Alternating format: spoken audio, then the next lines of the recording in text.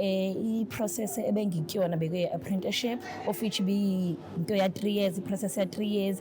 Yakona bekukhona ukuphazamiseka okukhona okuncane, not really ukuphazamiseka but ngasho nje ukuthi ingqinamba ezikhona. Into eyenza ukuthi ngisho njalo ingoba nomkhakha esikuwona ukhathi esiningi gcwele abantu besilisa, especially lokho okuyi-welding of which abanye abantu bakwazi as i-boiler making. Engingathanda ukusho nje ukuthi kulo mkhakha kuyaphileka.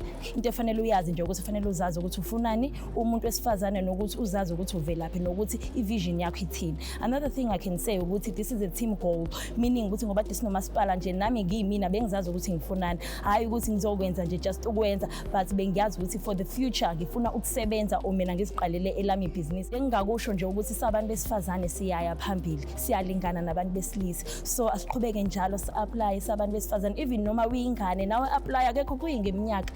Yonke lento le amathuba afair eSouth Africa, sonke sakuthola into ngokulingana. Engingakusho nje ukuthi danke masipala uqhubeke njalo ukhipha abanye abantu kulo mkhapha okuwona.